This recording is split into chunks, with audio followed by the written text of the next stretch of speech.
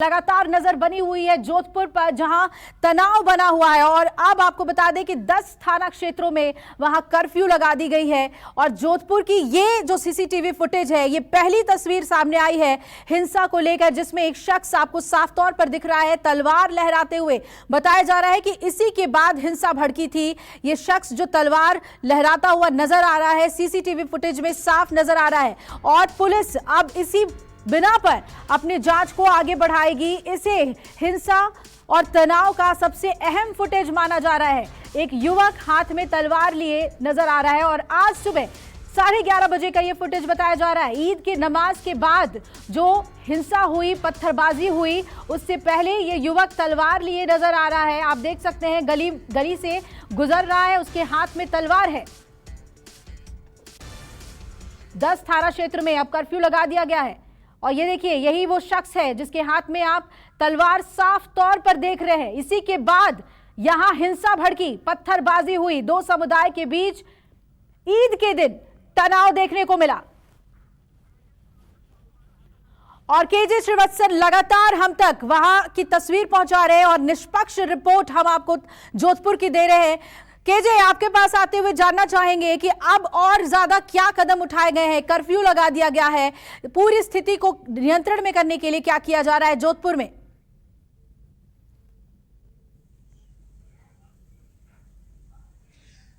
देखिए, आपने एक अपने खबर की शुरुआत की थी कि सीसीटीवी फुटेज आया जिसमें लोग तलवार लहराते हुए नजर आ रहे हैं, पथराव करते हुए नजर आ रहे हैं।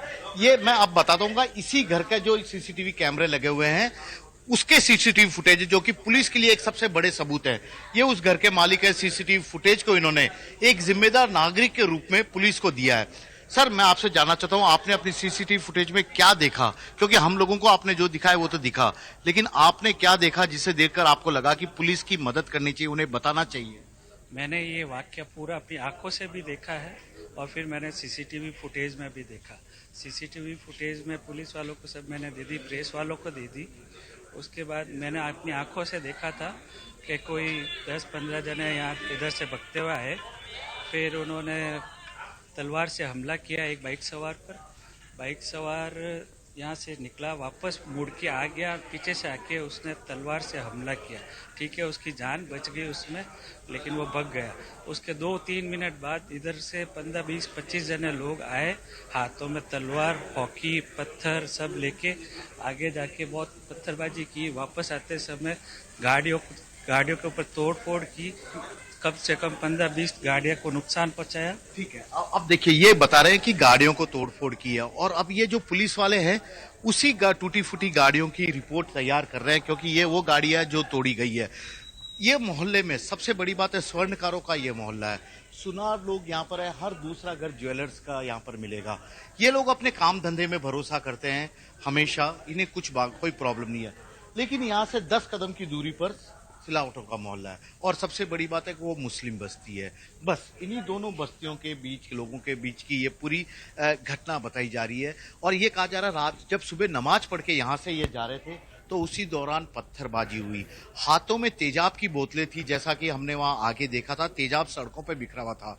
तलवार हाथ में होना, तेजाब हाथ में होना, बोतल हाथ में होना, पत्थर हाथ में होना, ये किसी बड़ी सुनियोजित एक घटना के या साजिश की और इंडिकेशन करता। और यही कारण है कि धीरज ने अपने घर के सीसीटीवी फुटेज को प्रशासन को सौंप दिया, ताकि जो दोषी हैं उनके बारे में उन्हें पता लग सके। ये जयपुर पुलिस है, कल रात से ही शांति और सद्भाव बनाने की कोशिश करी है जोधपुर पुलिस के ये जवान, और लगातार ड्यूटी कर रहे हैं। 24 घंटे हो गए, 45 डिग्री सेल्सियस की कड़ी धूप में ड्यूटी कर रहे हैं। अब इन्हें कुछ वक्त बैठने का मौका मिला, क्योंकि कर्फ्यू लग गया है। जब तक कर्फ्यू नहीं था, दोनों तरफ ही लोगों की भीड़ थी। इन लोगों के लिए भी सबसे ज्यादा परेशानी थी। अब कुछ खा भी पा रहे हैं। सर, कब से आप लोग ड्यूटी पे हैं? सुबह 6 बजे से। सुबह 6 बजे से। जी सर।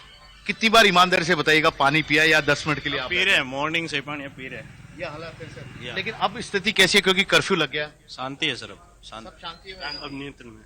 लोग मान रहे हैं, कहना मान रहे हैं? बिल्कुल मान रहे हैं, सभी घरों में मान रहे हैं, कर्फ्यू का पालन कर रहे हैं।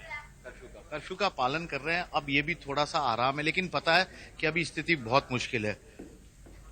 आपके शहर को तो नजर लग गई सर। जोधपुर ऐसा कभी हमने तो नहीं सुना था। देखा ही नहीं, हमने कभी नहीं देखा।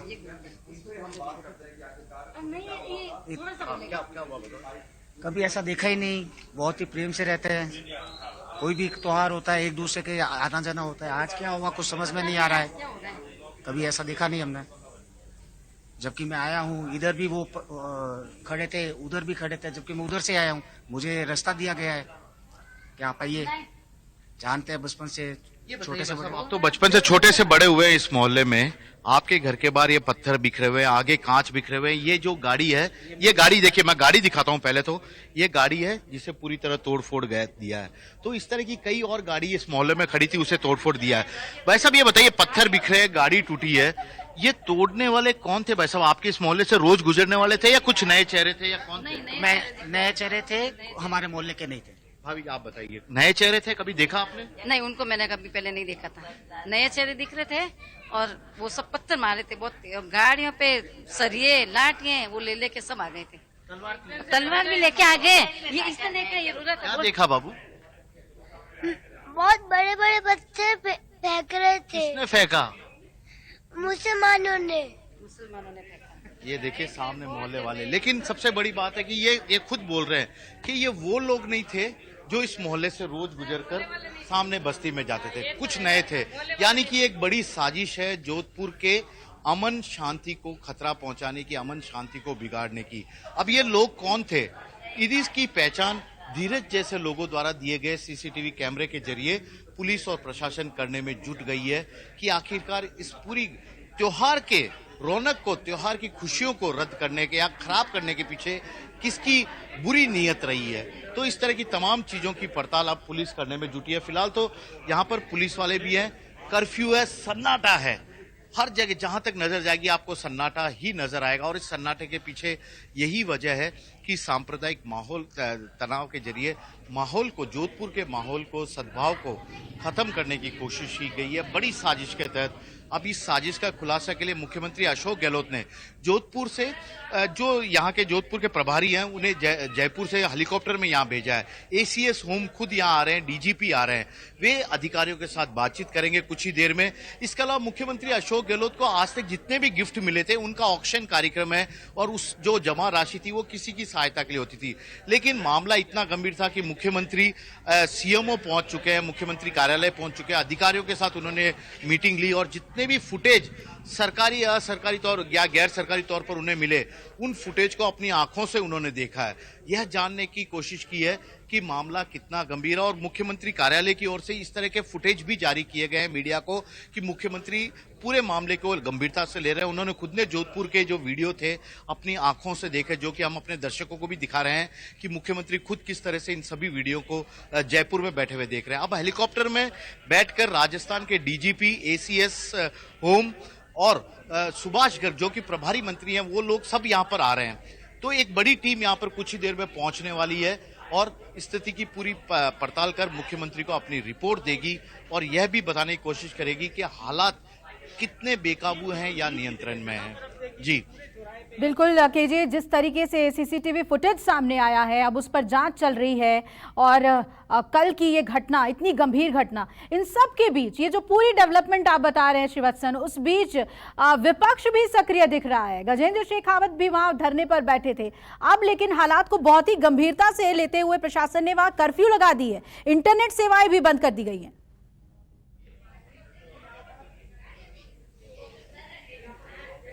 जी बिल्कुल, देखिए गजेंद्र सिंह शेखावत जोधपुर से लोकसभा के सांसद हैं।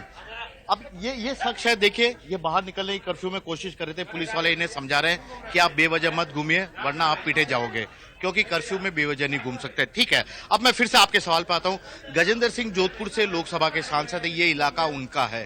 तो ऐसे में जैसे ही वे जोधपुर में थे, जैसे ही उन्हें खबर मिली कि इस तरह की घटना हुई, कल रात से वे एक्टिव हो गए, एक एक इलाके में गए, बैठे। लेकिन जिन मोहल्लों में वे गए, उन मोहल्लों के लोगों ने उनके सामने लंबी चौड़ी शिकायत की फेहरिस्त खड़ी कर दी।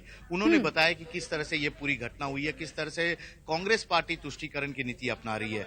जहां तक बीजेपी की बात है, राजस्थान बीजेपी के प्रदेश अध्यक्ष सतीश पूनिया अब राजनीतिक आरोप प्रत्यारोप पे उतर आए हैं। हालांकि होना यह चाहिए था कि ये नेता लोग जिम्मेदारी निभाते, कम से कम इस मौके पर जिम्मेदारी निभाते। आरोप प्रत्यारोप कल कर लेते, परसों कर लेते, उनके पास बहुत वक्त है इस मुद्दे को लेकर। फिलहाल तो अपने समर्थकों को उन्हें कहना चाहिए था, आप शांति बनाए रखेंगे, सहयोग करिए प्रशासन का, ताकि हालात सुधर जाएं। राजनीतिक आरोप प्रत्यारोप बाद में होते रहेंगे, लेकिन ऐसा नहीं हुआ। कांग्रेस सरकार पर तुष्टीकरण का आरोप लगाया और बोला कि राजस्थान अशांत हो गया है। नेता अब आना जाना उनका शुरू होगा सिलसिला, उसके बाद वे अपने समर्थकों के बीच बैठेंगे, माहौल भी बनाने की तैयारी करेंगे। यानी कि प्रशासन जितनी मुस्तैदी से कोशिश कर रहा है स्थिति को संभालने की, ये राजनीतिक दल के नेता उतने ही माहौल को कहीं न कहीं गड़बड़ाते भी नजर आते हैं, और शायद यही सबसे बड़ी चिंता। लेकिन जोधपुर पुलिस की एक तारीफ करनी पड़ेगी, उसने इस घटना के सामने आने के बाद, क्योंकि एक झंडे को हटाकर दूसरे समुदाय के झंडे को लगाने का यह पूरा मामला था, उसी के चलते बखेड़ा खड़ा हुआ था। अब उसकी जगह जोधपुर पुलिस ने जितने भी बड़े चौराहे हैं वहां पर किसी भी चाहे जाति या किसी भी धर्म के झंडे हो, उसे हटाना शुरू कर दिया है, उसकी जगह तिरंगा लगाना शुरू कर दिया। कल जिस जगह पर यह घटना हुई थी वहां पर भी दोनों समुदाय के लोगों ने अपने अपने झंडे लगा दिए थे, और उन्हीं को हटाने लगाने को लेकर ही ये पूरा बवाल मचा था। लेकिन उसकी जगह अब तिरंगा लगा दिया गया है। यह संदेश देने की कोशिश करी है कि इस तिरंगे के नीचे अमन शांति का पैगाम के साथ लोगों को रहना पड़ेगा। बिल्कुल, सियासत अपनी जगह पर है, लेकिन आपने बड़ी बात कही श्रीवत्सन की, इस वक्त तो एक साथ आ जाना चाहिए था सियासतदानों को, ताकि सौहार्द जो है वो तेजी से कायम हो जाए जोधपुर में। आज ईद के दिन देखिए ऐसी तस्वीर सामने आई है, और जोधपुर के लोगों के लिए ये एक बड़ा सेटबैक है, क्योंकि आज तक ऐसी स्थिति वहां पर नहीं बनी थी। देखिए बड़ी खबर आ रही है, जोधपुर में कल रात 12 बजे तक कर्फ्यू लगा दिया गया है, और जोधपुर के 10 थाना क्षेत्र हैं जहां पर कर्फ्यू लागू कर दी गई है। तो आज त्योहार के दिन, ईद के दिन जोधपुर में कर्फ्यू है, और कल रात तक ये कर्फ्यू जारी रहेगी। स्थिति को नियंत्रण में करने के लिए प्रशासन ने ये बड़ा कदम उठाया है। पहले धारा 144 लगाई गई थी और फ्लैग मार्च हुआ था पुलिस का। विधि सम्मत कार्रवाई की जाएगी।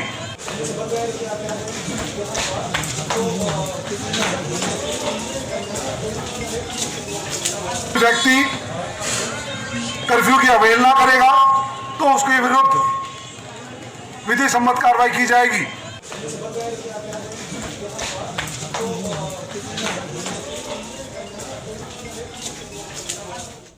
और आपने पुलिस अधिकारी को सुना जो अनाउंस कर रहे थे। श्रीवत्सन, हम सुन पा रहे हैं वहां पे अनाउंस किया जा रहा है कि कर्फ्यू का पालन सख्ती से करना है, नहीं तो कार्रवाई की जाएगी।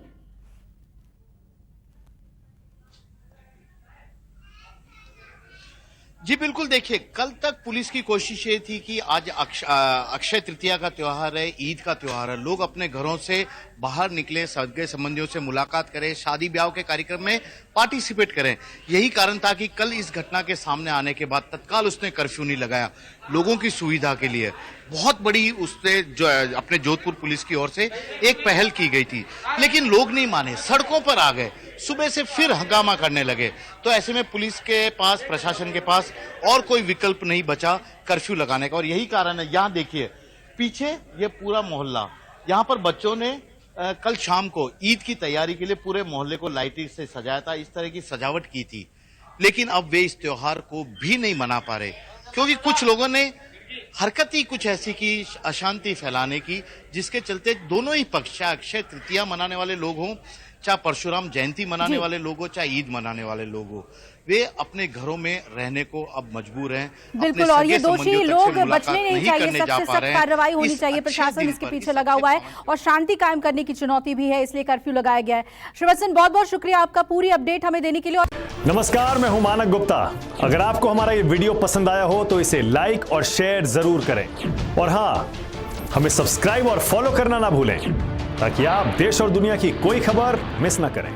चाहे कोई ब्रेकिंग न्यूज हो या कोरोना वायरस से जुड़ी कोई भी अपडेट, पॉलिटिक्स हो या आपकी जेब से जुड़ी कोई खबर, इलेक्शन की कोई न्यूज हो, कोई कंट्रोवर्सी हो या फिर कोई वायरल वीडियो, सब कुछ मिलेगा News 24 पर। तो जुड़े रहिए हमारे साथ और देखते रहिए News 24।